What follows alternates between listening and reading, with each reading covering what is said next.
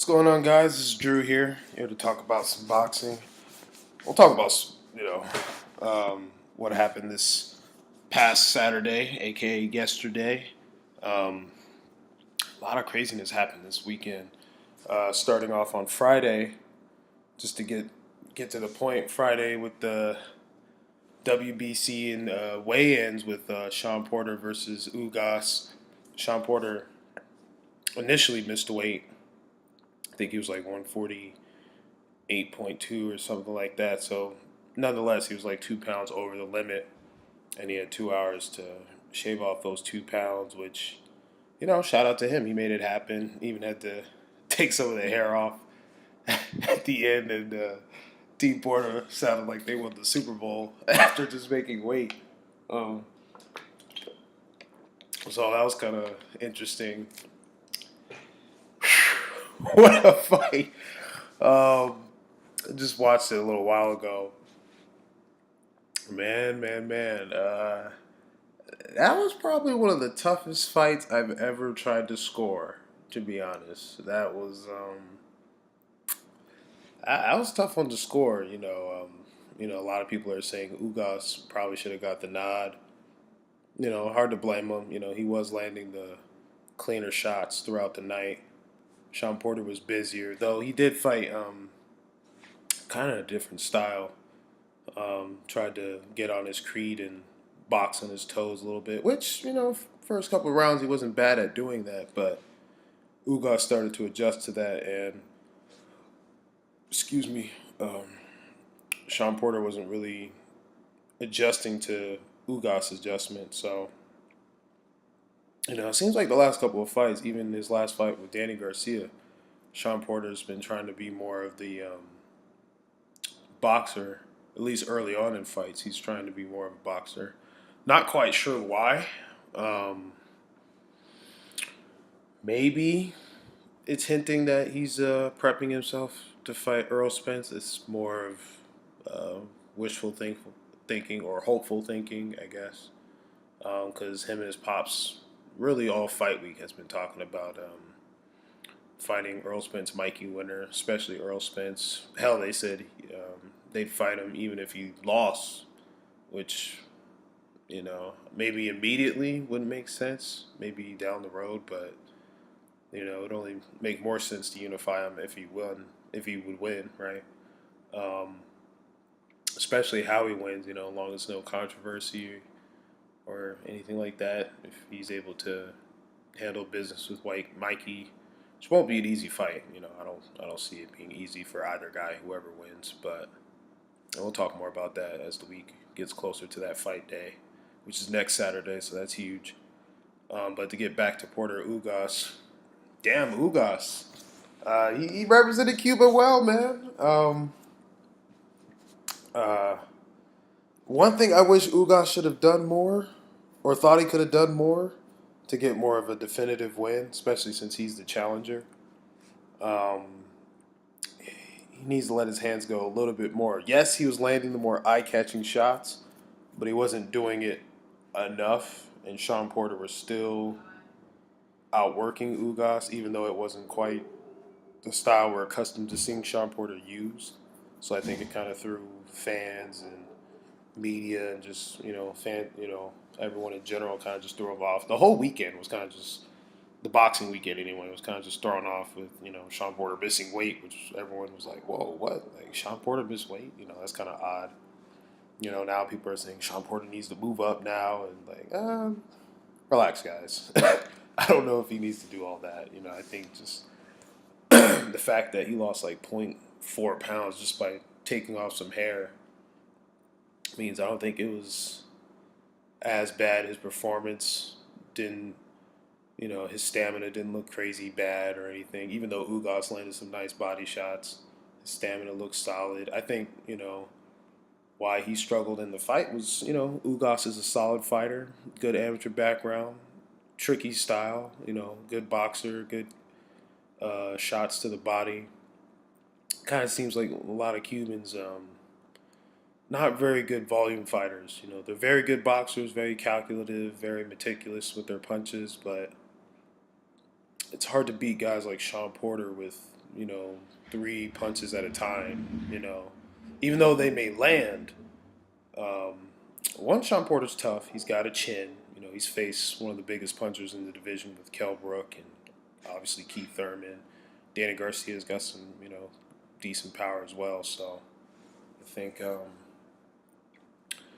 keep a guy like Sean at bay, whether he's on his back foot or not, uh, you really got to let your hands go, because Sean's, even though the way to beat Sean is to outbox him and to counter him, you still somewhat have to be active because he's, typically he's going to bring it. But, you know, this Saturday he chose more to box. Like I said, it could be uh, foreshadowing a possible fight with Spence because I don't know why, but a lot of people think Spence is like this, um, just Terminator type style. I mean, even though he's the one that actually made the Olympics, I know Keith Thurman made the Olympic alternate, and so did Sean Porter. But I don't think Terrence Crawford made the Olympics. I don't think Mikey Garcia made the Olympics or Danny Garcia. So it's funny, all these elite welterweights got closer around the Olympics, but the one who actually made the Olympic team was actually Earl Spence. So I don't think he's that bad of a boxer. I think he's probably an underrated boxer.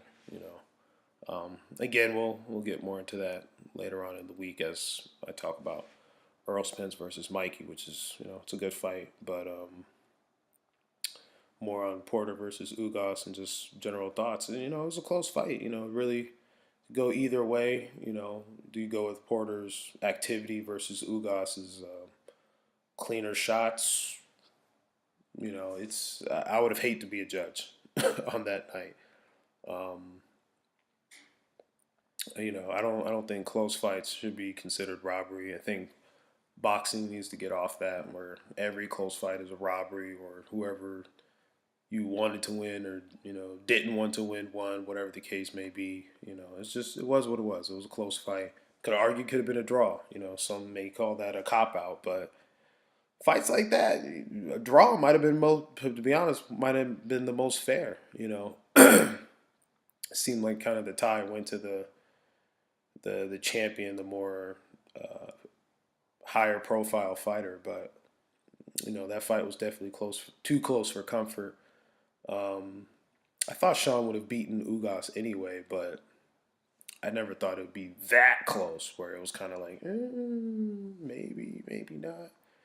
I actually wouldn't mind seeing a rematch sometime in the future. I doubt it'll happen next, but um, Ugas stock definitely rose after this weekend. So, I wouldn't mind him getting a shot at Danny Garcia, Granados winner, or Berto, or hell, even Josesito Lopez, who had a strong performance against Keith Thurman.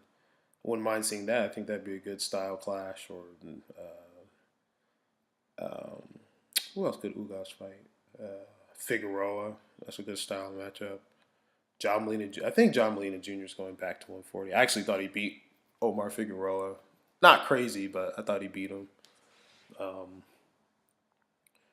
but Ugas is a solid fighter. He definitely represented well. He's clearly a top welterweight. Oh, he also could fight the Lamont Peterson Sergey Lepnitz winner. I know that fight is coming up soon. So it's funny they both fought Earl and Mikey, who are fighting next week. So that's kind of cool. But Ugas could take the winner on that. That wouldn't be a bad fight too.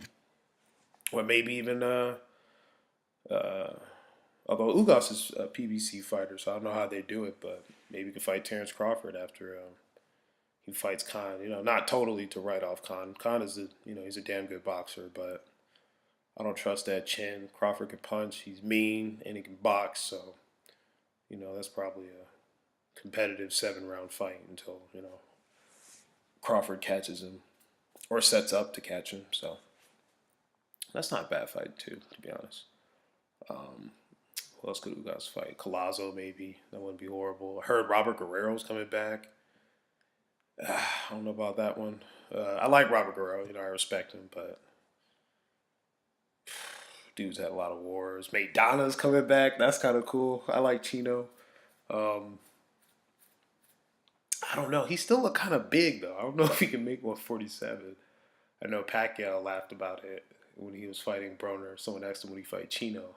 I've always wanted to see that Pacquiao versus Chino, but Chino got to look like Chino for me to take him seriously in the welterweight picture. He's definitely going to need some, at least two tune-ups for sure, maybe three. Kind of on this Keith Thurman. Um, and speaking about that, I know Keith's been more vocal about fighting Sean Porter now. Seems like Manny Pacquiao is either gonna fight Floyd Mayweather in a rematch, which sounds like it's gonna happen, which is eh. I mean, I'm not hating. They're both legends. They're both, deserve whatever they're getting. Um, but I'm ready for kind of the new generation to really take on. I'm not really worried about Floyd or Manny unless they're fighting one of the top new dudes now, like Spence, Crawford, or somebody. So, if they're just gonna fight each other for a bag, that's cool. I'm a fan. I'll watch it, but I'm not gonna go out of my way for it. To be honest, I'd rather see Earl Spence versus Crawford or Mikey versus Crawford. Even that's not a bad fight. But we'll see what happens next Saturday. That's definitely good smoke. And back to Keith Thurman, I'm fighting Sean Porter. So since if he's not going to get the Pacquiao payday, which I don't think he really deserved anyway, just because he was injured for all of 2017 and then 2018. I think, my opinion, I think he kind of took like a small retirement, came back, looked great the first 6 rounds against Lopez, and then had a huge oh shit moment in the seventh round. I would have scored it a 10-8 round for Lopez. He looked out on his feet. Um, and then Lopez won the next round. I gave Lopez the last round too. Keith Thurman kind of just gave up that round. Kind of did the Floyd thing where you can just have the last round.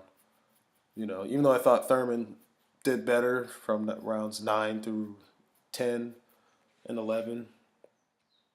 I probably had it 116 to 110 on my scorecard. So all in all, still a somewhat dominant performance. But the fact that I think that almost 2 year layoff really more so messed with his chin. I don't think he's ever been a good in pocket fighter. I think he's truly an outside mid range fighter.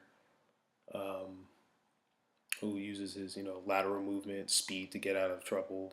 Kind of like Sergio Martinez in a way, or even like a Lara in a way, where their movement is their main part of their defense, so to speak. I don't think I think their movement is really most of their defense.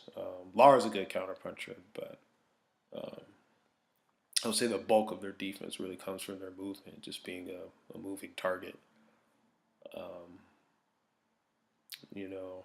So, Diego Chavez was probably one of the first to expose that Keith's not really a counter puncher per se. Jesus Soto Carras rocked him with a good shot. Collazo gave Keith's first career oh shit moment. Sean Porter, that was, instant classic fight. Danny Garcia fight was cool, but nothing crazy. Bundu, that was probably one of Keith's more dull performances, but I think Keith should really make it, keep to his word and really let it be a comeback year. You know, um, hell, even he could fight Ugas next. I think Ugas is definitely deserving of a decent fight. So, or Keith versus Omar Figueroa. Omar is kind of awkward, but some people say Omar's got a great chin. I don't know. He's got kind of this weird head movement thing that he does. I don't know. It's kind of weird. So I think he. Oh, it's kind of hard to describe how Omar takes punches. It's kind of weird. It's like he knows how to like I don't know, say deflect the punch, but he knows how to like take the steam off the punch to a degree. Kind of hard to explain, but I wouldn't mind seeing that. Um, but I think he should probably stay away from the elite welterweights, at least for now, until you have a sharper performance. Plus, I don't think Thurman Porter 2 is pay per view worthy if that's indeed what they want to do. It seems like, They're trying to make a lot of pay-per-views this year. Um, I don't know. Pay-per-view is kind of a dying market, so I don't. Not that you can't have some good pay-per-view fights, but I think you really have to stack the card. The fight has to be worth a damn. Earl Spence versus Mikey, that's a cool pay-per-view. Earl Crawford, that's pay-per-view worthy. Um, AJ Wilder, that's pay-per-view worthy. Though it sounds like Wilder's moving to the zone. Can't knock him. I'll make a video about that too. But